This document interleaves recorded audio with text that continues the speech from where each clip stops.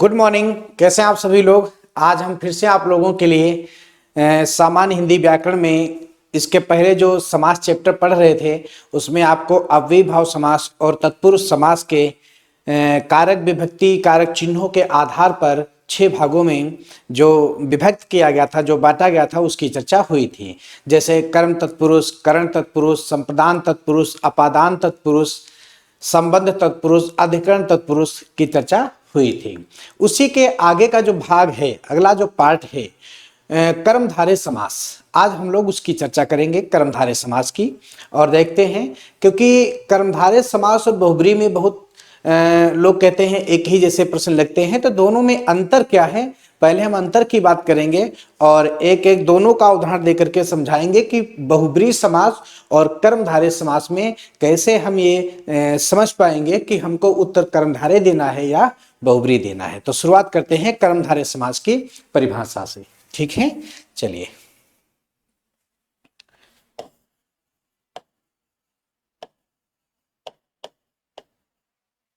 कर्मधारय समास।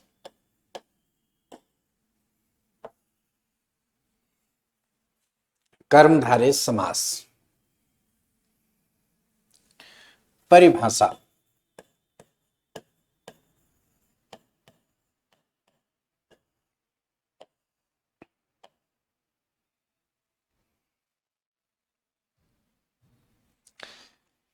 जिस समास का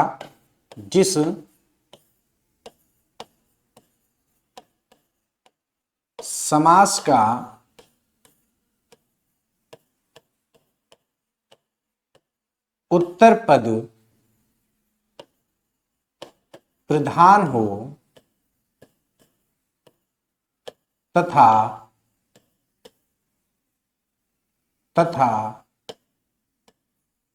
दोनों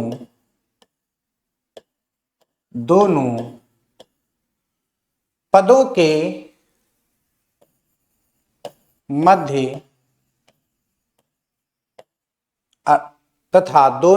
के मध्य अर्थात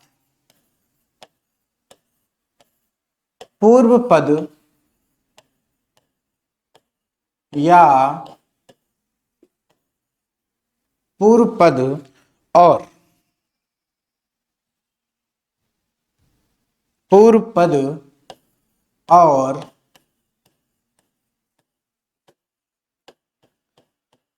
उत्तर पद में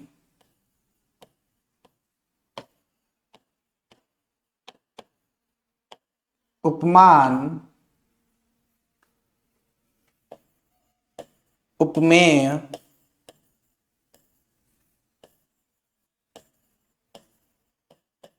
विशेषण, विशेष्य,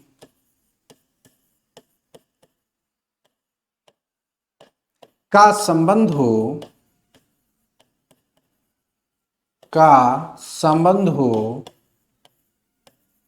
उसे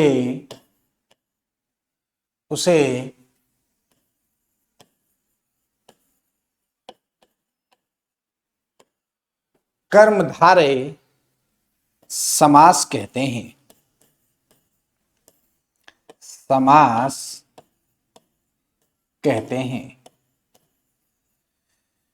जिस समास का उत्तर पद प्रधान हो तथा दोनों पदों के मध्य या पूर्व पद उत्तर पद में उपमान, उपमेय, विशेषण, विशेष्य का संबंध हो उसे कर्मधारय समास कहते हैं। दो शब्द आए हैं, उपमान, उपमेय और विशेषण, विशेष्य।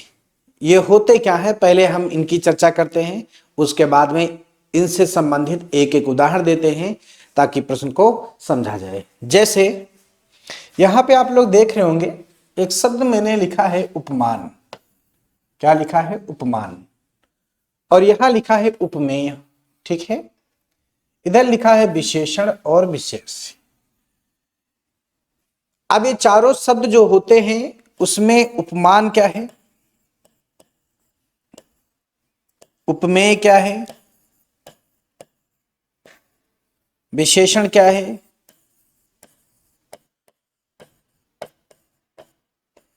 और विशेष्य क्या है।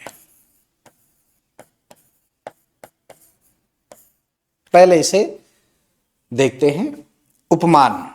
उपमान की परिभाषा होती है कि जिससे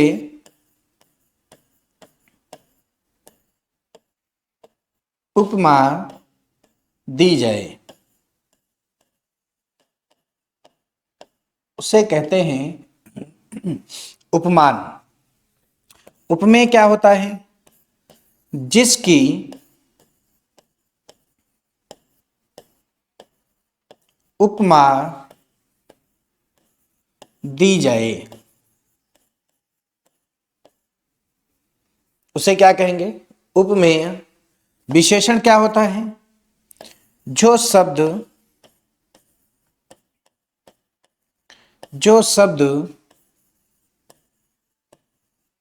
विशेषता बताता है, जो शब्द विशेषता बताता है या जो शब्द विशेषता बताएगा, जो शब्द विशेषता बताएगा उसे विशेषण कहते हैं। जिसकी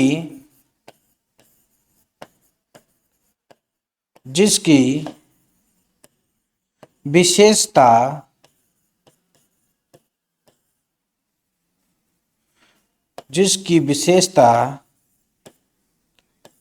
बताई जाए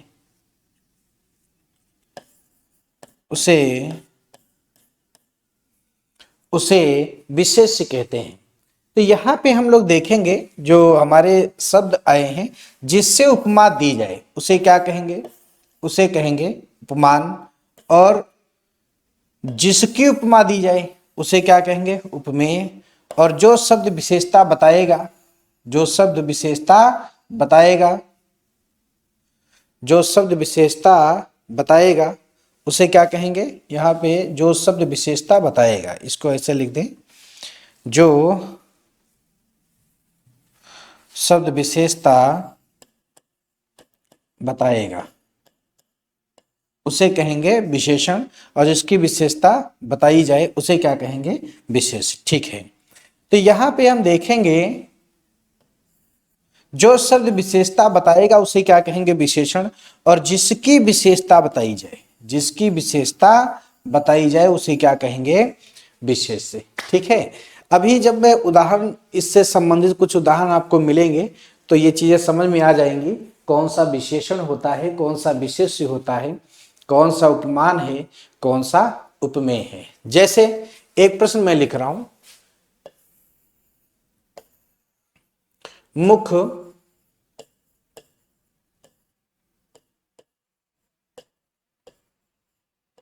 चंद्र के समान सुंदर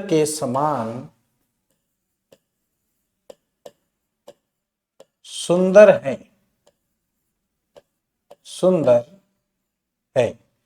मुख चंद्र के समान सुंदर है, एक मैंने उदाहरण लिखा।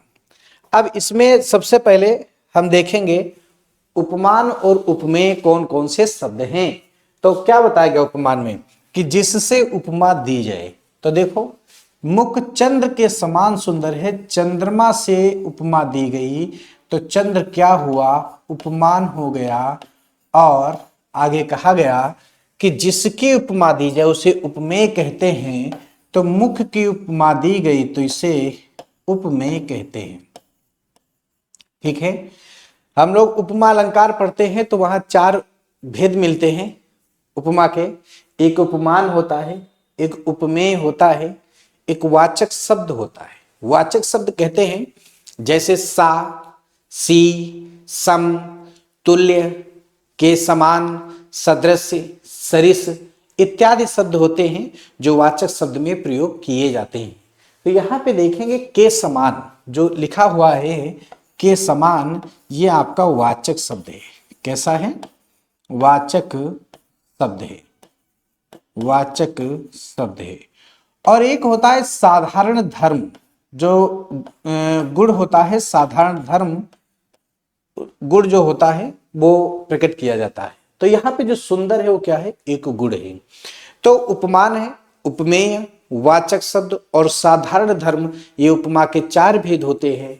तो यहाँ पे उपमान उसे कहते हैं जिससे उपमा दी जाए, और उपमेय उसे कहते हैं जिसकी उपमा दी जाए, और के समान जो है एक वाचक शब्द है, और साधारण धर्म क्या है, सुंदर है, जो एक गुण और विशेषता को प्रकट करता है।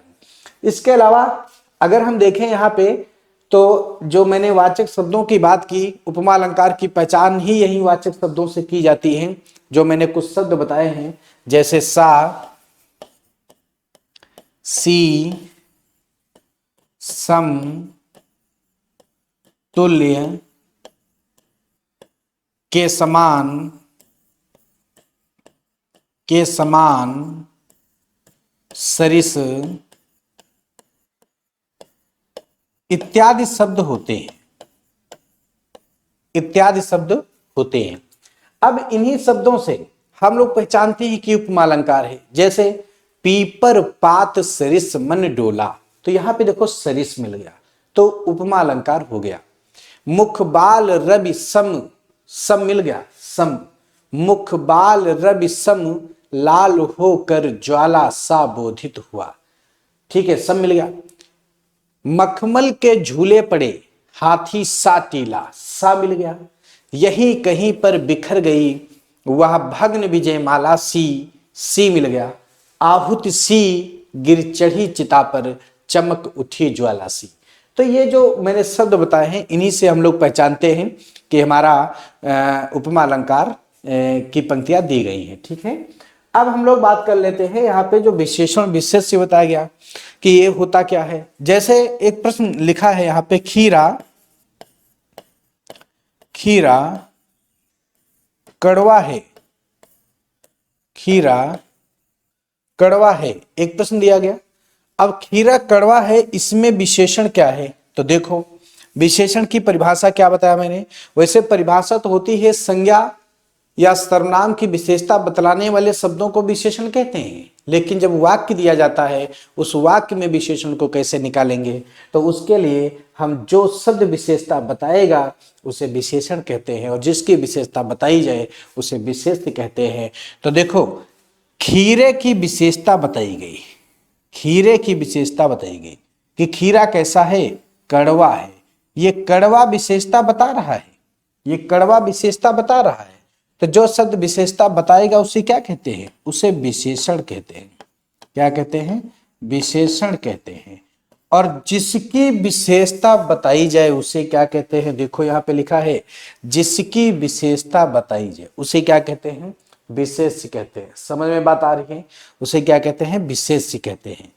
तो देखो खीरा की विशेषता बताइए कि खीरा कैसा है, कड़वा है, तो खीरा जो है आपका क्या हो जाएगा? विशेष्य हो जाएगा। क्या हो जाएगा? विशेष्य हो जाएगा। समझ में बात आ रही है? तो इस तरीके से हमने देखा हमारा विशेषण विशेष्य और उपमान उपमेय क्या होता है। तो ये सभी लोग समझ गए होंगे कि कर्मधारय समास जब हमने पढ़ा है तो उसमें हमने देखा कि हमारे जो शब्द आए थे, जो परिभाषा हमने आपको बताई है कि जिस समास का उत्तर पद प्रधान हो तथा दोनों पदों के मध्य अर्थात पूर्व पद उत्तर पद में उपमान उपमेय विशेषण विशेष्य का संबंध हो उसे कर्मधारय समास कहते हैं। तो ये आप अच्छी तरह से सभी लोग समझ गए कि अगर समास की बात करेगा किसी भी प्रश्न में और उपमान उपमेय विशेषण विशेष्य की बात करें और परिभाषा भी पूछ ली जाती है तो उत्तर कर्मधारय समास के साथ ही देना है। ठीक है, चलिए आगे बढ़ते हैं।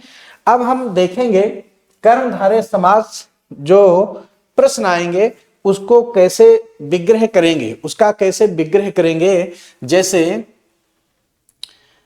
पहचान पहले बता देते हैं कर्मधारय समास की पहचान। कर्मधारय समास की पहचान, कर्मधारय समास की पहचान। एक तो सबसे पहले आपके दिमाग में प्रश्न आना चाहिए कि जब हम यहां पे कर्मधारय समास का विग्रह करेंगे तो विग्रह करते समय दो शब्द बता रहा हूं। एक है हैं जो, और दूसरा यहां से आपको मिलेगा के समान, के समान, और एक और यहां से मिलेगा रूपी शब्द, ठीक है, रूपी, या के समान रूपी में से कोई भी आप प्रयोग कर सकते हो, ठीक है। जब हम कर्मधारय समास का विग्रह करेंगे तो विग्रह करते समय है जो का प्रयोग मध्य में करेंगे, या फिर के समान का प्रयोग मध्य में करेंगे, या आप रूपी शब्द का भी प्रयोग कर सकते हो, ठीक है। अब कैसे है जो जोड़ेंगे, कैसे के समान जोड़ेंगे, क्योंकि ये बात मैं पहले बता चुका हूं कि कर्मधारय समास अगर है तो उसमें जो संबंध होगा वो विशेषण विशेष्य का होगा या उपमान उपमेय का होगा। तो अधिकांशतः ऐसे प्रश्न आएंगे जिनमें आप हैं जो का प्रयोग करोगे तो उसमें जो आपका संबंध बनेगा वो विशेषण और विशेष्य का बनेगा, विशेषण और विशेष्य का बनेगा। जो के समान का प्रयोग आप करेंगे या रूपी शब्द का प्रयोग करेंगे तो उसमें उपमान और उपमेय का प्रयोग किया जाएगा, का प्रयोग किया जाएगा। तो यह बात सभी लोग समझ गए होंगे कि हमें यहाँ पे जो हम लोग सॉल्व करेंगे उसमें अगर है जो का प्रयोग करते हैं तो किसका प्रयोग होगा, है जो का प्रयोग करेंगे तो किसका प्रयोग होगा, विशेषण और विशेष्य का होगा। और अगर के समान रूपी का प्रयोग करते हैं तो कर्म तो उपमान और उपमेय का संबंध होगा। तो क्यों ना यहाँ पे एक एक उदाहरण दे दिया जाए दोनों से संबंधित, ताकि क्लियर हो जाए प्रश्न, ठीक है।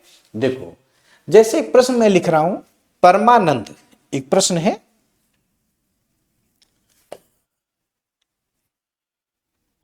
परमानंद, और एक प्रश्न लिख रहा हूं चरण कमल,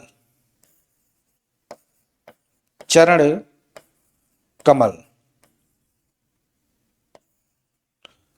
ठीक है। अब देखिए परमानंद का जब विग्रह करेंगे तो विग्रह क्या होगा कि परम है,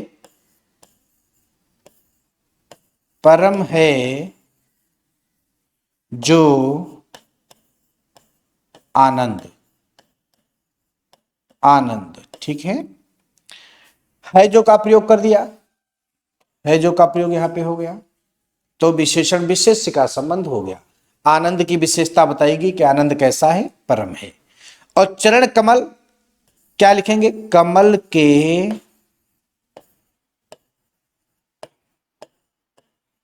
समान चरण, तो यहां पे के समान आ गया तो उपमान और उपमेय का संबंध हो गया, ठीक है। उपमान और उपमेय का संबंध हो गया क्योंकि कमल से तुलना की गई, कमल के समान चरण, कमल से उपमा दी गई चरणों की, तो उपमान और उपमेय का संबंध हो गया।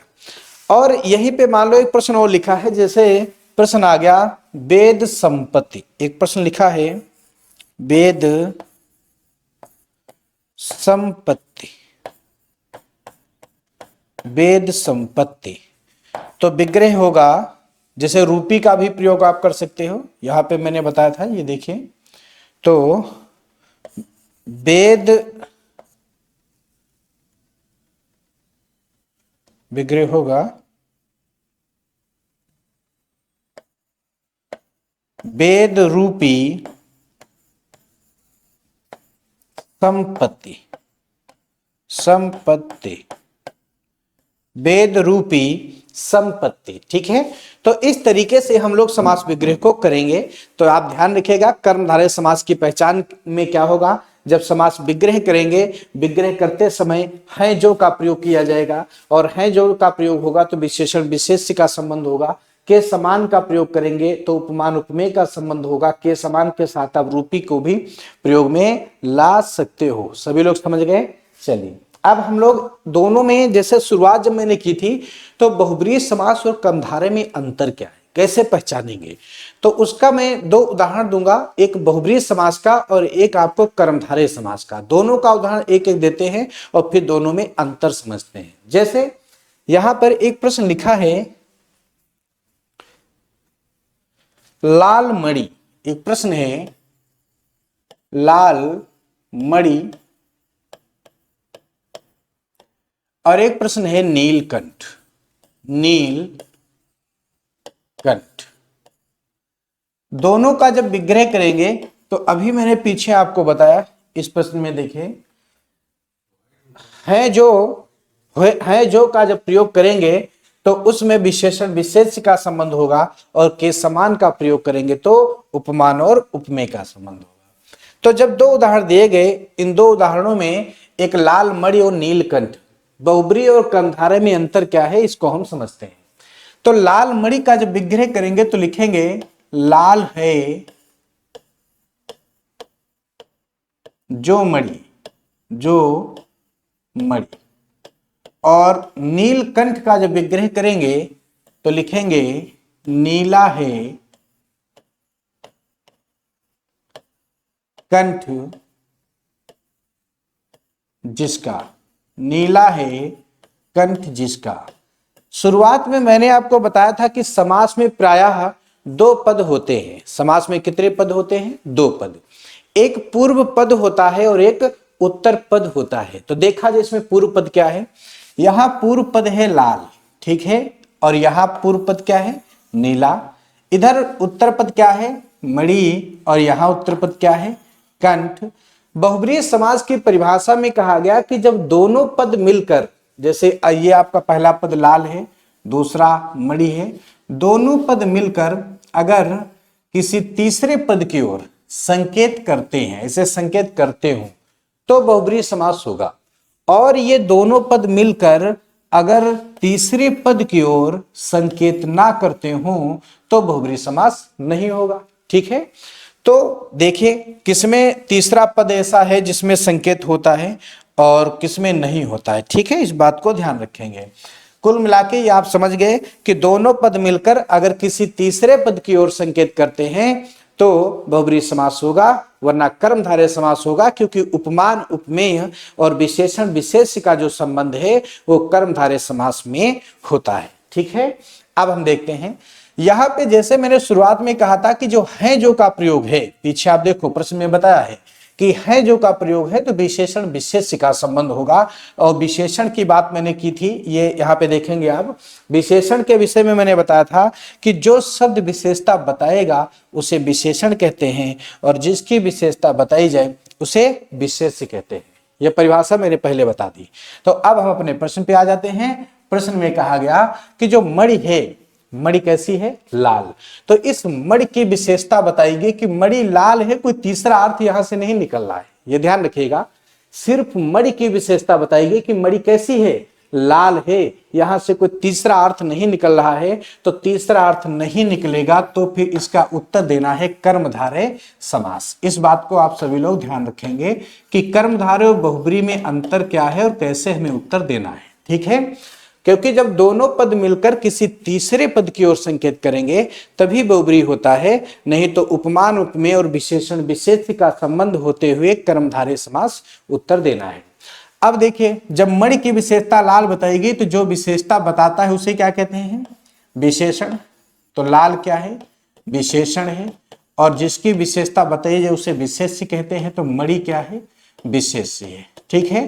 तो हमने देखा विशेषण विशेष्य का संबंध भी हो गया, तीसरा अर्थ भी नहीं निकल रहा है, तो उत्तर हो गया कर्मधारय समास, ठीक है, क्लियर है। अब नीचे दूसरा प्रश्न देखते हैं। नीला ही कंठ जिसका। अब देखो कंठ की विशेषता बताई गई कि कंठ कैसा है? नीला। तो जो विशेषता बताएगा उसे क्या कहेंगे? विशेषण। तो नीला क्या है? विशेषण हो गया, और जिसकी विशेषता बताई जाए उसे क्या कहते हैं? विशेष्य। तो कंठ क्या हो गया? विशेष्य हो गया।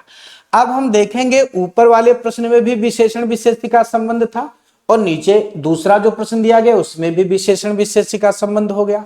तो इन दोनों प्रश्नों में अंतर यह है कि जब दोनों पद मिल करके, क्योंकि नीला और कंठ ये पूर्व पद है इसीलिए मैंने पहले बता दिया था, और कंठ क्या है, उत्तर पद है। जब दोनों पद मिलकर किसी तीसरे पद की ओर संकेत करेंगे तो उस शब्द में चाहे विशेषण विशेष्य का संबंध हो, चाहे उपमान उपमेय का संबंध हो, उत्तर बहुब्रीहि समास हो जाता है। तो नीला है कंठ जिसका अर्थात शिव जी, शंकर जी, तो यहाँ पे तीसरा अर्थ निकल रहा है। तो जब तीसरा अर्थ निकलेगा तो उत्तर आपका बहुब्रीहि समास हो जाएगा, बहुब्रीहि समास। तो ये आप अच्छी तरह से समझ गए होंगे कि हमें उपमान उपमेय विशेषण विशेष्य का जो संबंध होता है वो हम लोग कर्मधारय में पढ़ते हैं, और बहुब्रीहि समास के भी जो उदाहरण आते हैं उसमें भी ऐसे संबंध मिलते हैं उपमान और उपमेय विशेषण विशेष्य का। बस अंतर ये है कि जब दोनों पद मिलकर किसी तीसरे पद की ओर संकेत करेंगे तो बहुब्रीहि होगा, अगर तीसरा अर्थ नहीं निकलेगा तो कर्मधारय समास होगा। अब हम कुछ उदाहरण आपको दे रहे हैं कर्मधारय समास से संबंधित और उसको सॉल्व करते हैं। जैसे पहला प्रश्न है, सज्जन,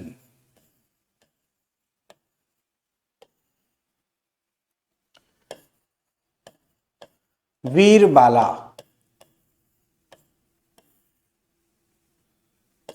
ताराघट, ताराघट,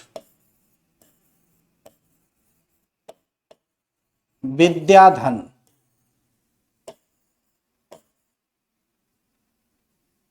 महात्मा,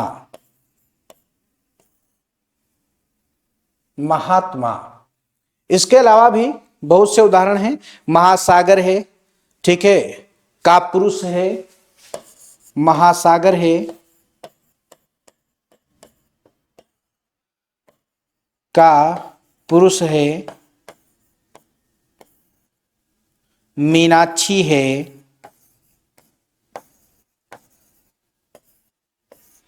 इस तरीके से प्रश्न आपको मिलेंगे। अब जब हमें सॉल्व करना होगा तो कैसे सॉल्व करेंगे, जैसे वायुवेग है, ठीक है, विद्यारत्न है, इसको भी लिख सकते हैं, वायुवेग है,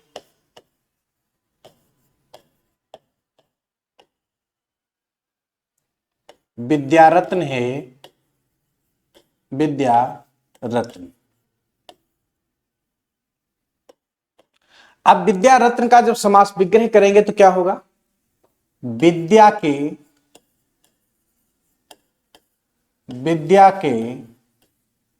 समान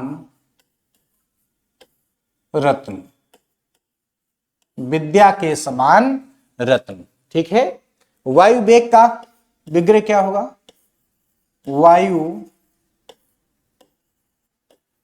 के समान वेग, ठीक है। सज्जन, सत्य है या सच्चा है जो जन, सच्चा है जो जन। वीरबाला का विग्रह क्या होगा, वीर है जो बाला, ठीक है। ताराघट का क्या होगा, तारा रूपी घट, तारा रूपी घट, या आप ऐसे भी लिख सकते हो तारा के समान घट, ऐसे भी लिख सकते हो, ठीक है। समझ में बात आ रही है, तारा रूपी घट। विद्याधन का क्या होगा, विद्या रूपी धन, विद्या रूपी धन, ठीक है। इसके अलावा अगर देखा जाए, जैसे कहा गया दूसरा प्रश्न हो कि महात्मा, महान है जो आत्मा, क्या होगा, महान है जो आत्मा, ठीक है। महासागर क्या होगा, महान है जो सागर, ठीक है। का पुरुष क्या बनेगा, का अर्थ होता है कायर, ठीक है। तो कायर है, कायर है जो पुरुष, कायर है जो पुरुष। मीनाक्षी का क्या होगा, मछली के समान मछली के समान सुंदर नेत्र, सुंदर नेत्र। ठीक है, तो इस तरीके से जो है उदाहरण आपके आएंगे और उनको हम लोग सॉल्व करेंगे। अब उसके आगे के जो उदाहरण और भी शेष बचे हुए हैं कर्मधारय समास के, उनको देखते हैं कौन कौन से उदाहरण। ठीक है, चलिए, जैसे उषा नगरी, एक प्रश्न है, उषा नगरी।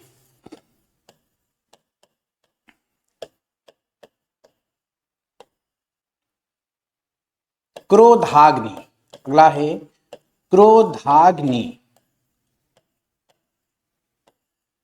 अगला है शोक सागर, शोक सागर। महासागर। प्रधानाध्यापक।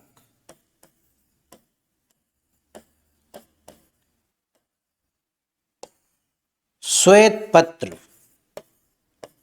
श्वेत पत्र।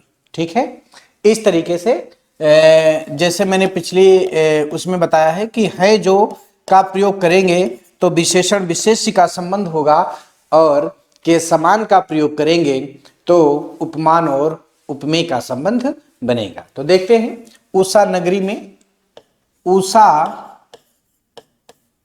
रूपी नगरी। ठीक है, क्रोधाग्नि, क्रोधाग्नि, अग्नि रूपी क्रोध। अगला देखते हैं, शोक सागर, सागर रूपी शोक। अगला देखते हैं, महासागर, क्या होगा विग्रह, महान है, महान है जो सागर। सागर की विशेषता क्या बताएगी, सागर की विशेषता महान बताएगी। विशेषण विशेष्य का संबंध। प्रधानाध्यापक, तो प्रधान है, प्रधान है जो अध्यापक, अध्यापक, प्रधान है जो अध्यापक। श्वेत पत्र, विग्रह क्या होगा, श्वेत है जो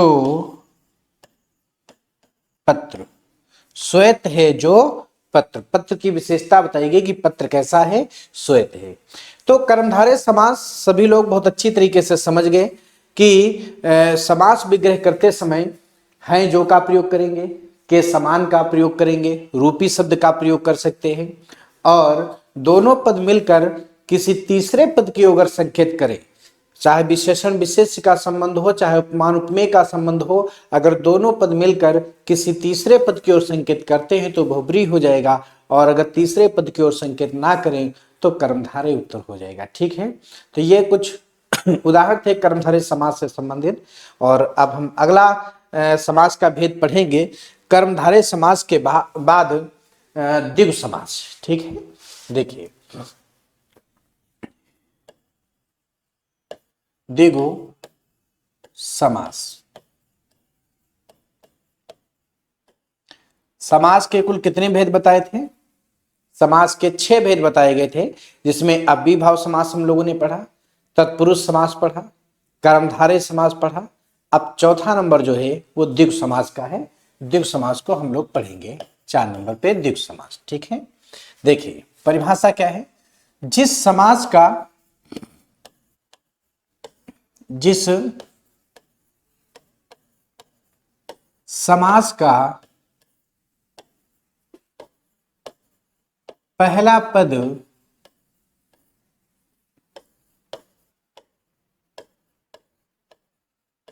संख्यावाची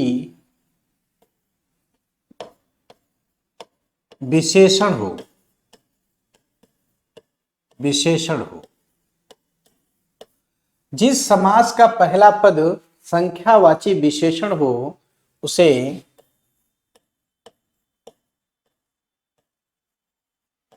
द्विगु समास कहते हैं।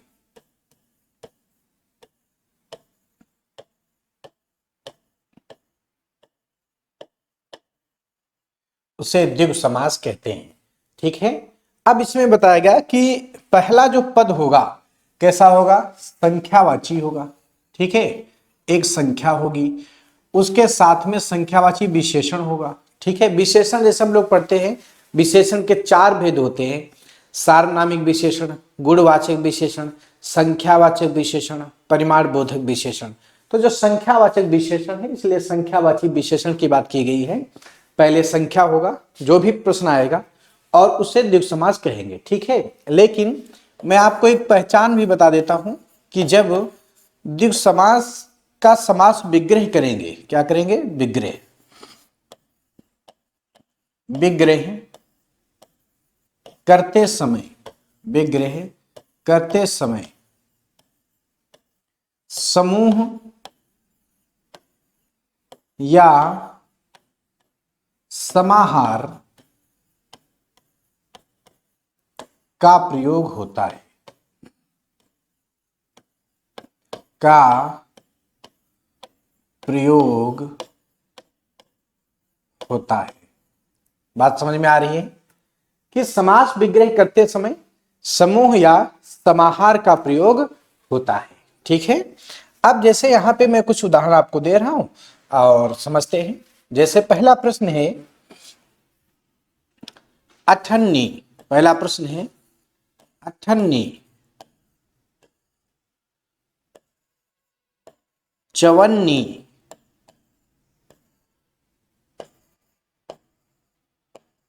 पंचवटी, पंचवटी, सप्ताह, नवरात्र, नवरात्र, अष्टाध्यायी, पंसेरी,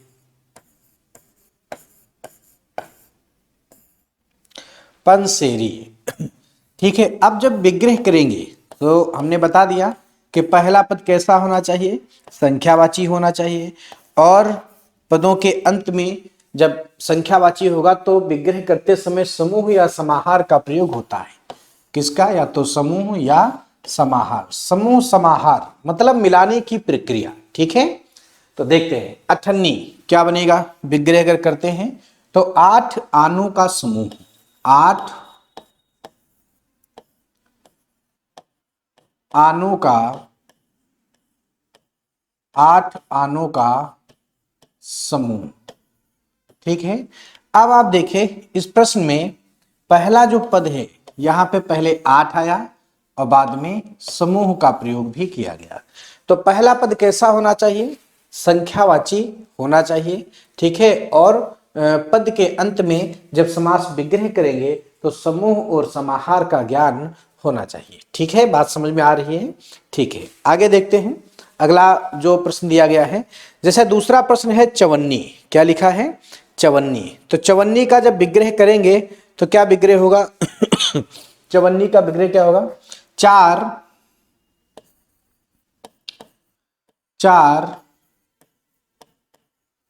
आनों का समूह। क्या बनेगा, 4 आनों का समूह। पंचवटी का क्या बनेगा, 5 वटों का समूह। ठीक है, अगला देखते हैं सप्ताह क्या क्या बनेगा, 7 दिनों का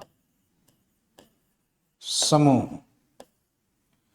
नवरात्र क्या क्या बनेगा, 9 रात्र का समूह, नवरात्र या नवरात्रि का समूह। ठीक है, अष्टाध्यायी का क्या बनेगा, 8 अध्याय का समूह। ठीक है, अगला क्या है, पंसेरी बनेगा 5 शेरों का समूह। तो यहां पे जो मैंने उदाहरण दिए हैं आप देख सकते हैं, जो पहला पद है सब में पहला पद संख्यावाची है, 4 है, 5 है, 7 है, 9 है, 8 है, 5 है। पहला पद क्या है, संख्यावाची है। और अंत में देखेंगे समूह का ज्ञान होता है। तो पहला पद अगर संख्यावाची है, साथ में समूह या समाहार का प्रयोग होता है, तो उत्तर होगा द्विगु समास। ठीक है, चौराहा है, शताब्दी है, नवनिध है, और कुछ उदाहरण देखिए, चौराहा, शताब्दी, नवनिधि,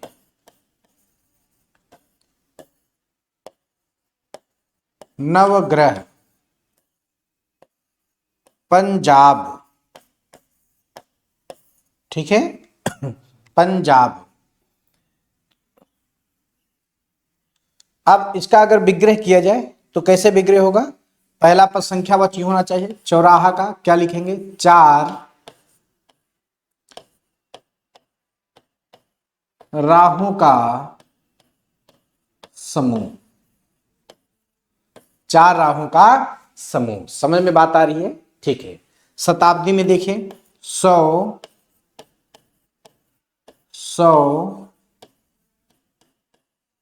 वर्षों का समूह। ठीक है, अगला देखिए नवनिधि, नव निधियों का, नवनिधियों का समूह। नवग्रह का देखिए, नव ग्रहों का समूह। पंजाब का 5 नदियों का समूह। 5 नदियों का समूह। जैसे और भी प्रश्न मान लो लिखा है सप्त सिंधु, लिखा है सप्त सिंधु, क्या बनेगा, विग्रह करने पर बनेगा 7 सिंधुओं का समूह। 7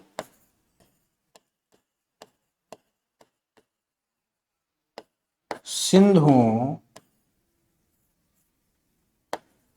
का समूह। ठीक है तो आप देखेंगे यहां पे जितने भी उदाहरण मिले हैं सब में जो पहला पद है संख्यावाची मिला है। सब में पहला पद कैसा है, संख्यावाची है, और संख्यावाची होने के साथ साथ समूह या समाहार का ज्ञान होता है। तो सब में आप देखेंगे समूह का ज्ञान हुआ है। ठीक है, किसमें, समूह का ज्ञान, सब में समूह का ज्ञान हुआ है। ठीक है, समझ में बात आ रही है। तो देखिए यहाँ पे कहा गया द्विगु समास में कि जिस समास का पहला पद संख्यावाची विशेषण हो उसे द्विगु समास कहते हैं।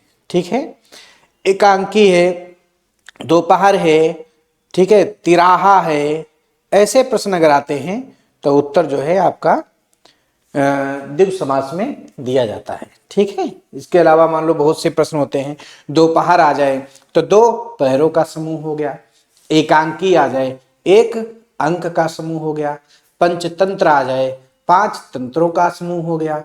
तो पहला पद जो भी होगा वो संख्यावाची होना चाहिए। कैसा होना चाहिए, संख्यावाची होना चाहिए, और संख्यावाची होने के साथ साथ आपका समूह और समाहार का ज्ञान भी होना चाहिए। बात समझ में आ रही है।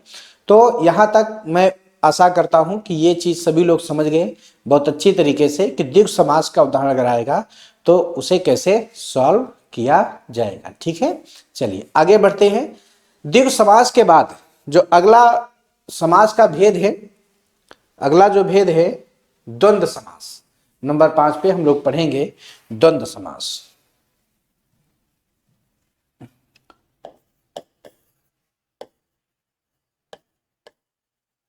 द्वंद्व समास।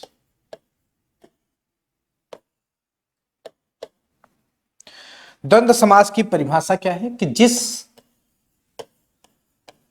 समास में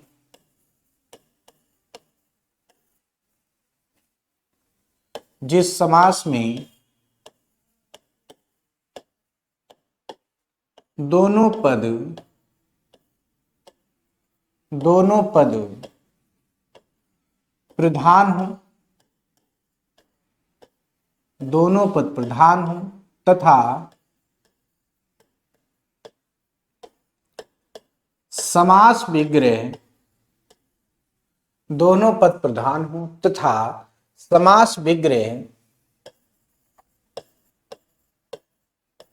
करते समय और या आदि इत्यादि का प्रयोग करते हैं।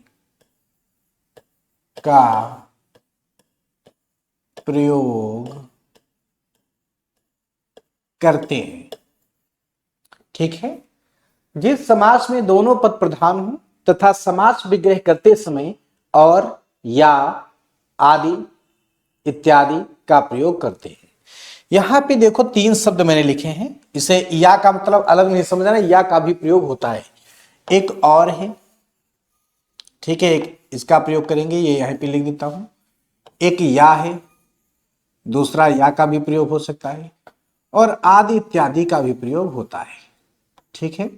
अधिकांशतः आपको और या का प्रयोग करना है। ठीक है। बहुत से उदाहरण ऐसे मिलेंगे जिसमें और का प्रयोग करते हैं और या का प्रयोग करते हैं। अधिकांशतः ऐसे शब्द आते हैं। जो द्वंद्व समास है इसके 3 भेद होते हैं। द्वंद्व समास के 3 भेद होते हैं और वो 3 भेद कौन कौन से हैं हम पहले लिखते हैं और उनकी चर्चा करते हैं। द्वंद्व समास के द्वंद्व समास 3 भेद। देखिए 3 भेद कौन कौन से। नंबर 1, पहले नंबर पे हम लोग पढ़ते हैं इतरेतर द्वंद्व। पहला कौन सा है? इतरेतर द्वंद्व। दूसरे नंबर पे हम लोग पढ़ेंगे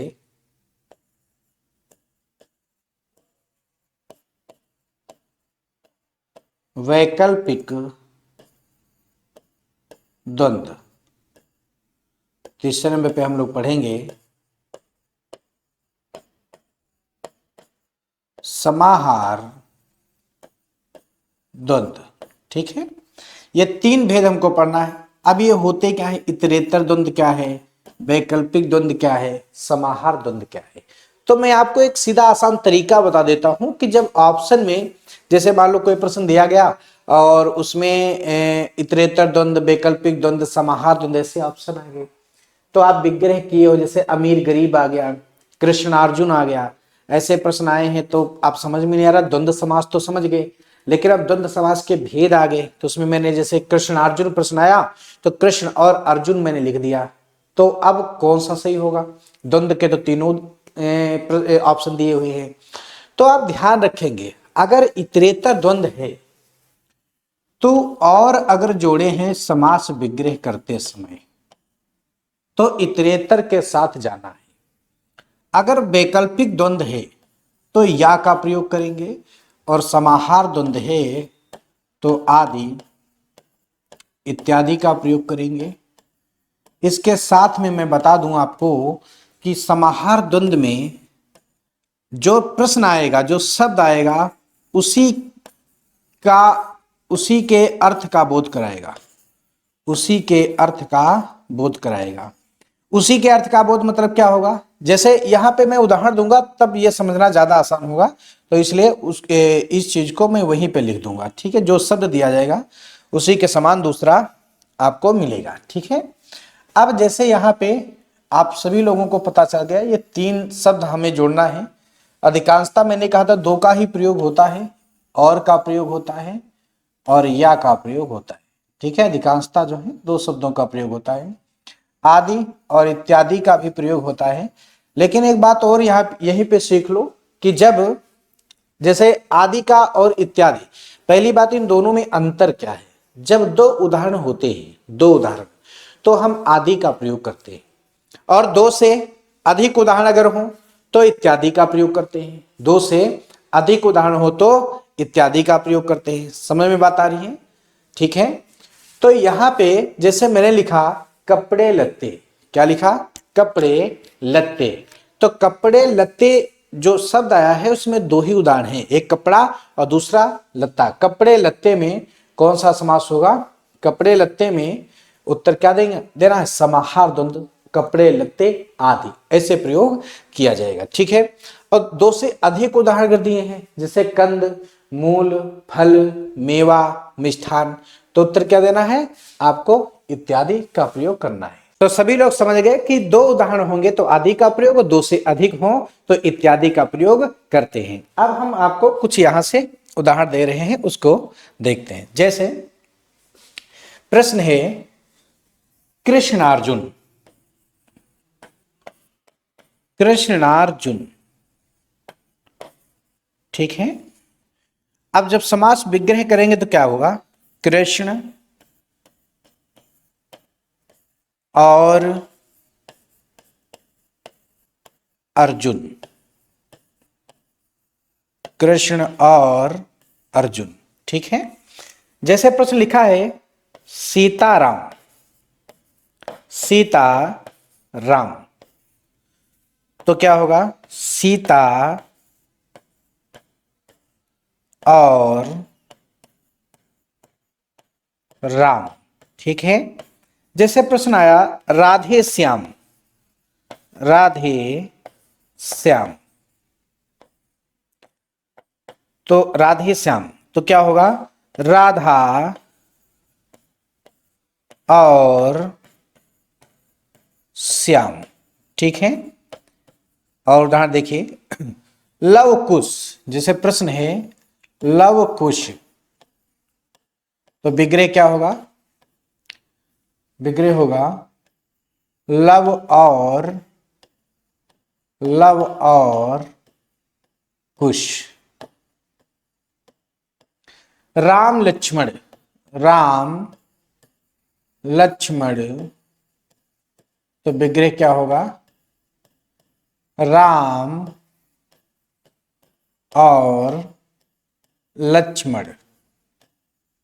ठीक है, इसके अलावा अभी देखो मैंने और से जोड़े हैं, कुछ ऐसे भी शब्द देंगे जिसमें या का भी प्रयोग किया जाता है।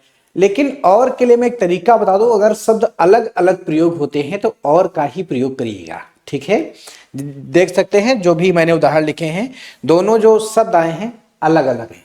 अगर अलग अलग आते हैं तो आप और का प्रयोग करिएगा। ठीक है, और अगर विपरीत आए, विरोधी आ जाए, तो या का प्रयोग करिएगा। जैसे देखिए ऊंचा नीचा, ऊंच नीच, विग्रह क्या होगा? ऊंच या नीच, ऊंच या नीच। ठीक है, जैसे प्रश्न आया अमीर गरीब, तो विग्रह क्या होगा? अमीर या गरीब। ठीक है, और देखिए जैसे प्रश्न दिया गया लाभ हानि, तो विग्रह क्या होगा? लाभ या हानि। ठीक है, अच्छा यहां पे देख रहे होंगे योजक चिन्ह का भी प्रयोग मैं भी मध्य में कर रहा हूं, दोनों पदों के मध्य में। कुछ ऐसे भी प्रश्न आएंगे जिनमें या का प्रयोग होगा और योजक चिन्ह नहीं देते हैं, साथ में जोड़ देते हैं। क्या कौन कौन से शब्द होंगे, कैसे शब्द होंगे? जैसे लिखा हो लाभालाभ, लाभा लाभ। तो जब विग्रह करेंगे तो बनेगा लाभ या अलाभ। ठीक है, लाभ या अलाभ। और जैसे कहा गया सत्यासत्य, एक साथ में प्रश्न दिया गया है। ठीक है, प्रश्न दिया गया सत्या सत्य, तो क्या लिखेंगे? सत्य या असत्य, सत्य या असत्य। ठीक है, तो यहां पे हम लोग देखेंगे कि जब पहला प्रश्न आपको दिया गया कृष्ण अर्जुन, तो उसमें आप देखिए और का प्रयोग किया गया। ठीक है, सीता और राम और का प्रयोग किया गया, राधा और श्याम और का प्रयोग किया गया। ठीक है, लव और कुश और का प्रयोग किया गया, राम लक्ष्मण राम और लक्ष्मण। ठीक है, तो इन सब में जो और का प्रयोग जोड़े हैं, अगर ऐसे ऑप्शन दिए गए हैं इतरेतर द्वंद्व, वैकल्पिक द्वंद्व, समाहार द्वंद्व, तो हमें इतरेतर द्वंद्व के साथ में जाना है। ठीक है, ऑप्शन जो इतरेतर द्वंद्व होगा वही सही माना जाएगा। अब अगर ये ऑप्शन नहीं है, इतरेतर द्वंद्व, वैकल्पिक द्वंद्व, समाहार द्वंद्व, ऑप्शन नहीं है, तो ऑप्शन होंगे अव्ययीभाव समास, तत्पुरुष समास, द्विगु समास, द्वंद्व समास। ठीक, इस तरीके से आएंगे। तो समास के जब भेद दिए हों तो हम द्वंद्व समास के साथ में जाएंगे। ठीक है, ये चीज समझ रहे हो सभी लोग। चलिए अब हम आगे देखते हैं। जैसे आपका प्रश्न दिया है या से संबंधित, ऊंच या नीच, यहाँ पे देखो या का प्रयोग किया गया, अमीर या गरीब, लाभ या हानि। ठीक है, लाभ या अलाभ। ठीक है, सत्य या असत्य, ये भी ध्यान रखिएगा सभी लोग। ठीक है, इसके अलावा द्वंद्व समास में अगर कोई संख्या आ जाए, देखिए एक प्रश्न बता रहा हूं बहुत महत्वपूर्ण है। जैसे संख्या आ गई 25, 25, अब 25 का समास विग्रह क्या होगा? तो आप ध्यान रखेंगे, अभी इसके पहले हम लोगों ने द्विगु समास पढ़ा है। ठीक है, और द्विगु समास में मैंने आपको बताया था पहला पद संख्यावाची विशेषण होना चाहिए और अंत में समूह या समाहार का ज्ञान होना चाहिए। तो दोनों बातें होनी चाहिए। संख्या तो आपको बहुब्रीहि समास में भी मिलेगा, जब दशानन पढ़ाएंगे, 10 हैं आनंद जिसके, 10 संख्या पहले आ गई, लेकिन वहां तीसरा अर्थ निकलेगा तो बहुब्रीहि हो जाएगा। यहां पर भी संख्या आएगी, समूह समाहार होगा तो द्विगु होगा, नहीं समूह समाहार होगा तो द्विगु समास नहीं होगा। ठीक, ठीक है, समझ में बात आ रही? तो 25 में जब विग्रह किया तो विग्रह होगा 5 और 20, 5 और 20 क्या होगा? 25। 20 और 5 भी होता है, लेकिन पहले 5 है तो 5 लिख लिया और जोड़ा 20 हो गया। तो और का प्रयोग हुआ, और का प्रयोग होगा तो उत्तर देना है इतरेतर द्वंद्व। समझ गए सभी लोग? ठीक है, तो इस तरीके से हमको यहाँ पे उत्तर देना है। अब बात कर लेते हैं समाहार द्वंद्व की। जैसे समाहार द्वंद्व का पहला जो उदाहरण है मैंने लिखा, अन्न जल, अन्न जल। ठीक है, या जैसे लिखा रुपया पैसा, रुपया पैसा। ठीक है, रुपया पैसा। नाक कान। तो यहां पे मैंने आपको बताया था कि समाहार द्वंद्व में जो भी शब्द आएगा वो किसी न किसी के अर्थ का बोध कराएगा, वहां पे उससे संबंधित होगा। जैसे अन्न जल आया है, तो अन्न जल जो है ये किससे संबंधित है? अन्न जल है, रोटी दाल है, ऐसे प्रश्न आ जाए तो ये जो है भोजन सामग्री से संबंधित है, मतलब भोजन के अर्थ का बोध करा रहे हैं। ठीक है, रुपया पैसा संपत्ति के अर्थ का बोध करा रहा है, संपत्ति के अर्थ का बोध करा रहा है। नाक कान ये अंग के अर्थ का बोध करा रहा है। ठीक है, इस तरीके से आपको यहाँ पे प्रश्न दिखाई देंगे। तो ये हमारा द्वंद्व समास था। सभी लोग समझ गए होंगे बहुत अच्छी तरीके से कि जिस समास में दोनों पद प्रधान हो तथा समास विग्रह करते समय और या आदि इत्यादि का प्रयोग करते हैं वहां द्वंद्व समास होता है। ठीक है, आदि इत्यादि का प्रयोग करते हैं तो वहां द्वंद्व समास का प्रयोग होता है। और द्वंद्व समास के कितने भेद बताए? 3 भेद बताए हैं, इतरेतर द्वंद्व, वैकल्पिक द्वंद्व, समाहार द्वंद्व।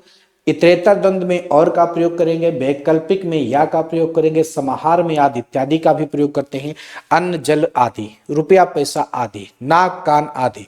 और दो से अधिक उदाहरण हो, जैसे कहा जाए कंद मूल फल मेवा मिष्ठान इत्यादि, क्योंकि दो से अधिक उदाहरण हो गए।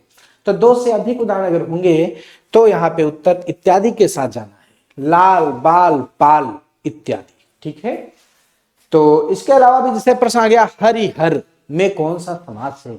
हरिहर, तो हरि कहते हैं भगवान विष्णु को और हर कहते हैं भगवान शिव जी को। तो विष्णु और शिव द्वंद्व समास का उदाहरण हो जाएगा। तो इस तरीके से हम लोग द्वंद्व समास के उत्तर निकालेंगे। ठीक है, चलिए अब मैं आशा करता हूं कि द्वंद्व समास भी आप लोग बहुत अच्छी तरीके से समझ गए होंगे और आगे बढ़ते हैं बहुब्रीहि समास पे। देखा जाए कौन कौन से प्रश्न आएंगे और कैसे सॉल्व किया जाए। देखिए, बहुब्रीहि समास की परिभाषा नंबर 6।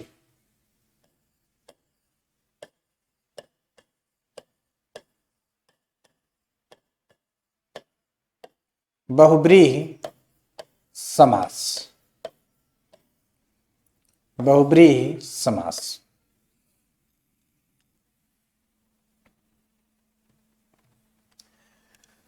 जिस समास के या जिस समास में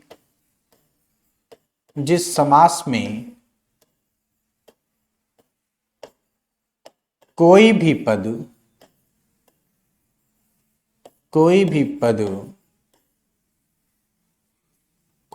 पद प्रधान ना हो, जिस समास में कोई भी पद प्रधान ना हो, अर्थात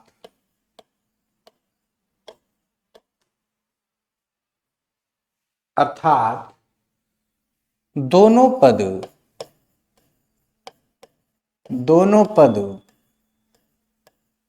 मतलब पूर्व पद और उत्तर पद, जिस समास में कोई भी पद प्रधान ना हो अर्थात दोनों पद मिलकर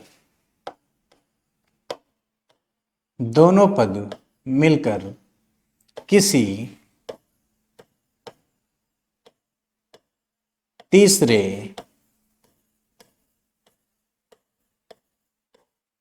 तीसरे पद की ओर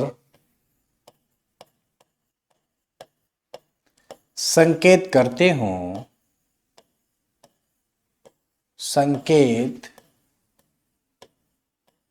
हो वहां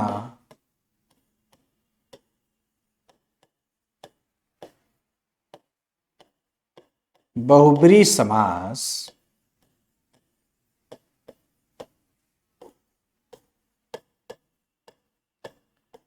होता है। जिस समास में कोई भी पद प्रधान ना हो अर्थात दोनों पद मिलकर किसी तीसरे पद की ओर संकेत करते हो वहां बहुब्रीहि समास होता है। अब जैसे अभी मैंने कर्मधारय समास पढ़ा था, ठीक है, उसमें मैंने दोनों में अंतर भी आपको बताया था कि कर्मधारय समास और बहुब्रीहि समास में अंतर क्या है कि उपमान उपमेय और विशेषण विशेष्य का संबंध दोनों में आपको मिलेगा, कर्मधारय में भी मिलेगा, बहुब्रीहि में भी मिलेगा। लेकिन दोनों में अंतर यह है कि जब दो पद मिलकर किसी तीसरे पद की ओर संकेत करते हैं, जैसे मैं बात की जाए उपमान उपमेय के लिए मैंने पीछे आप देख सकते हैं जो उदाहरण मैंने दिया था उसमें मैंने बताया था कि नीलकंठ और लाल मणि दो उदाहरण दिए थे, एक ही जैसे प्रश्न लग रहे थे। लाल मणि में सिर्फ मणि की विशेषता बताई गई थी कि मणि कैसी है, लाल है, और नीलकंठ में भी देखो बताया गया था कि कंठ की विशेषता कैसी, नीला है। कंठ की विशेषता क्या बताई गई थी, नीला है, और मणि की विशेषता लाल। तो संबंध दोनों में विशेषण विशेष्य का बना था, लेकिन मणि की विशेषता सिर्फ लाल ही थी क्योंकि तीसरा अर्थ वहां नहीं निकल रहा था, तो उत्तर कर्मधारय माना गया था और दोनों पद मिलकर नीला है कंठ जिसका, यहाँ दोनों पद मिलकर किसी तीसरे पद की ओर संकेत कर रहे थे, अर्थात शिव जी, तो यहाँ बहुब्रीहि समास उत्तर माना गया था। ठीक है, तो उसी तरीके से अब हम देखेंगे जो दोनों पद मिलकर किसी तीसरे पद की ओर संकेत करेंगे। जैसे कुछ उदाहरण लिखते हैं, समझिए। जैसे प्रश्न है,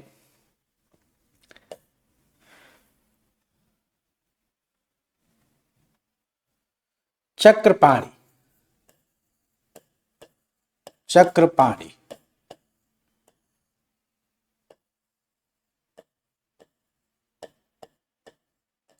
लंबोदर,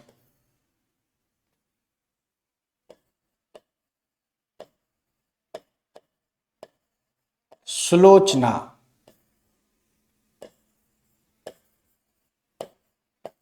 मयूर वाहन, मयूर वाहन, श्वेतांबर,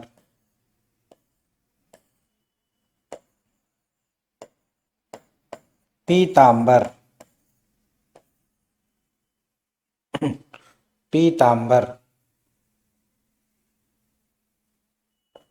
पतझड़,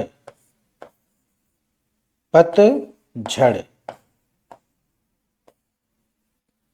ठीक है, पहले ये विग्रह कर लिए जाए, बाकी उदाहरण और देते हैं।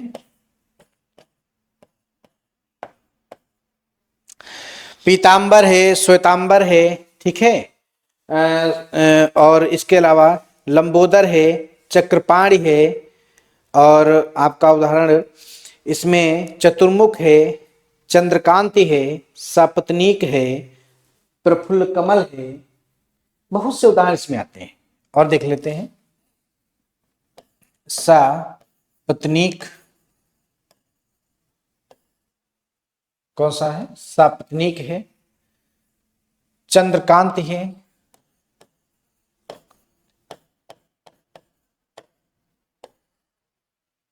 चंद्रकांत है, और नीलकंठ है,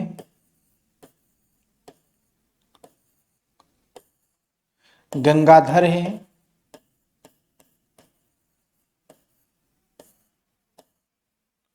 गंगाधर है। अधिकांशतः एक तरीका भी मिलता है, लोगों का कहना होता है कि जैसे देवी देवताओं के अधिकांशतः नाम इसमें मिलते हैं। एक प्रश्न आपका है, जैसे राक्षस कहा जाता है निशाचर को, निशाचर का भी प्रयोग होता है, निशाचर। ठीक है, निशाचर का भी प्रयोग किसमें होता है? बहुब्रीहि समास में होता है। चतुर्मुख है, चतुर्मुख के बाद में आपका एक दंत है, त्रिनेत्र है, त्रिनेत्र का भी प्रयोग हो जाएगा, त्रिनेत्र, और दशानन है। ठीक है, चलिए अब कुछ समास विग्रह जो हैं उनको सॉल्व किया जाए। जैसे चक्रपाणि है तो विग्रह क्या होगा? चक्र है, चक्र है, पाणि में जिसके, पाणि में जिसके,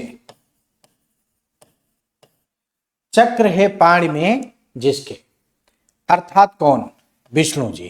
कौन? विष्णु जी। चक्र किसके हाथ में है, किसके उंगली में है? विष्णु जी।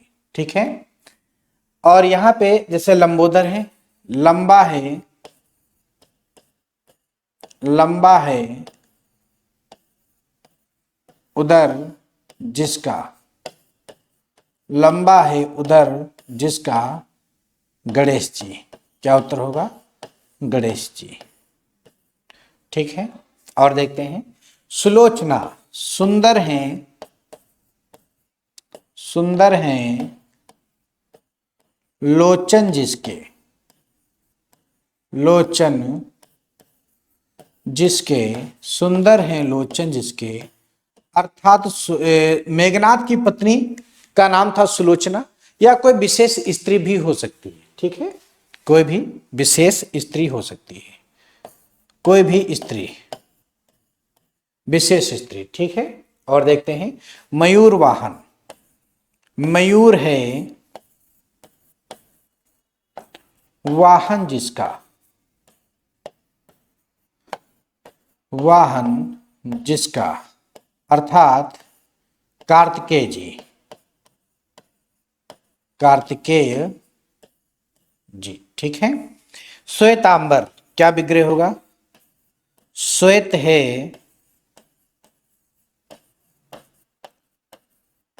अंबर जिसका, अंबर जिसका। ठीक है। श्वेत है अंबर जिसका, अर्थात सरस्वती माता, सरस्वती माता। ठीक है। पीतांबर, पीत है अंबर जिसका, अंबर का अर्थ होता है वस्त्र। पीत है अंबर जिसका, या पीले हैं वस्त्र जिसके, या पीले वस्त्रों को धारण करने वाला। ठीक है। पीत है अंबर जिसका, पीत है अंबर जिसका, अर्थात कृष्ण जी। ठीक है। और पतझड़ वह ऋतु, वह ऋतु जिसमें पत्ते झड़ते हैं या गिरते हैं, अर्थात बसंत ऋतु, बसंत ऋतु। ठीक है। तो ये देख रहे होंगे आप सभी लोग कि जितने भी यहाँ पे शब्द आपको मिल रहे हैं सब में कोई तीसरा अर्थ प्रकट हो रहा है। तीसरा अर्थ आएगा तभी बहुब्रीहि समास होता है। और भी उदाहरण देखते हैं। जैसे लिखा है सपत्नीक, विग्रह होगा साथ है, साथ हैं पत्नी जिसके, साथ है पत्नी जिसके। ठीक है। साथ हैं पत्नी जिसके, अर्थात कोई भी विशेष व्यक्ति हो सकता है जिसके साथ में पत्नी हो। चंद्रकांति, चंद्रकांति का विग्रह क्या होगा? चंद्रमा की भांति, कांति है जिसकी, सुंदरता, कांति मतलब सुंदरता, चंद्र की भांति, चंद्र की भांति कांति है जिसकी, कांति है जिसकी, अर्थात कामदेव जी, कामदेव जी। ठीक है। नीलकंठ विग्रह क्या होगा? नीला है,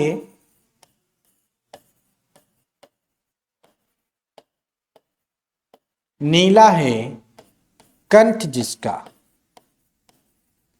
नीला है कंठ जिसका, अर्थात शिव जी। क्या उत्तर होगा? अर्थात शिव जी। गंगाधर, गंगा को